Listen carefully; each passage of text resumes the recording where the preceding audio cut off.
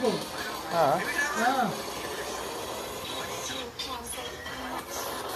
तो किधर लाइव हो रहा है वो?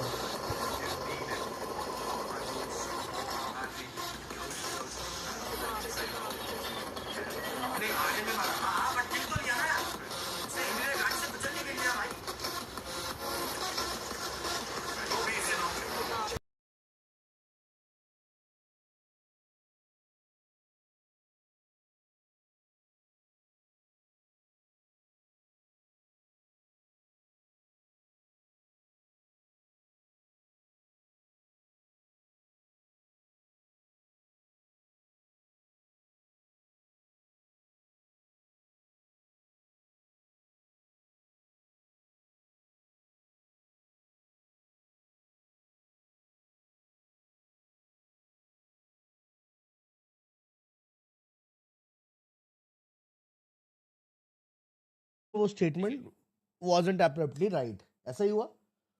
तो सिड ने उसके लिए शायद अपने ब्रॉडकास्ट में जाके गलती भी मान ली. Down on the split situation there. It's 4-5s that would be in the middle of the group reconnecting from that side if you're making the late rotate in from Sosnovka. I am curious to see how we will actually end up playing over the course of this one, because they're setting up the idea.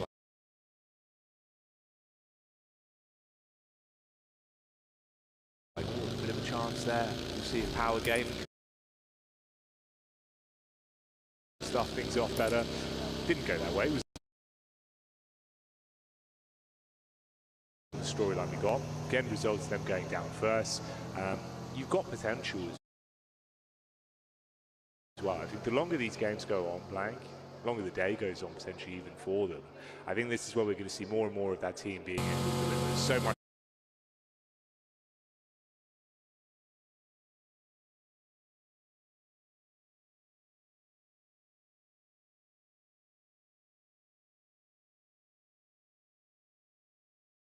Talent on there, you can tip of everyone's tongue saying that this could be the chance for that side of the region. They start showing up again.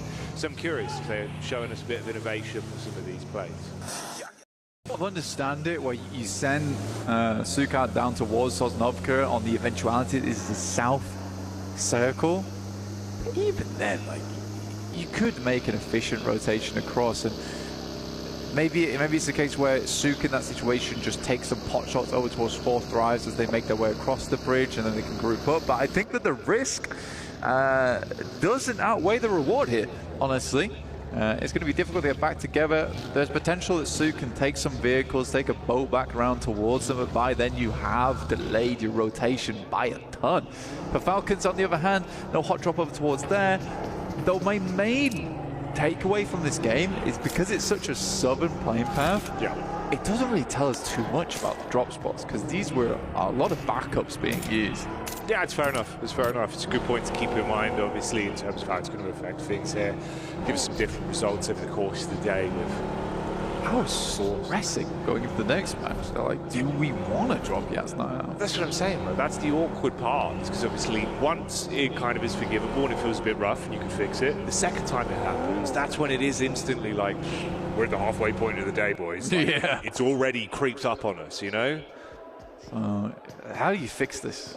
You have to get the screwdriver and kit out, figure out where the loose screw is. I suppose at least the only blessing, like Max was saying, there is a decent gap. If you look towards, obviously, what, 6th upwards, it's not that much of a difference with points, right? So, like, obviously, if you just actually start to build your way back in, everyone else doesn't have a crazy spread, then maybe it's not the end of the world. But the likelihood of that obviously has a lot of bells and whistles attached to it. Yeah, and as we know, Jackie, for the group stage we're starting off with, it really isn't that unforgivable to go down too early. We're going to get 8 teams going through towards straight through, and then we have 8 teams going through to the survival stage, battling it out, right? That's what we want to see here. So there is still a lot of chance for our squads to remain in this one for a long, long time. So it will be 16 teams in that survival stage. 8 of our top teams will be heading straight through towards those finals we'll be playing later. So we won't really see any teams or their keys being crushed until after that survival stage. Yeah, you've got to wait for the spectacle. Like Barney was teasing, when the iris opens, sparks will be flying. So you won't want to miss that as the action develops here. I was kind of hoping a little bit, actually, we would get a run in between these two with how good Yangon Galacticus looked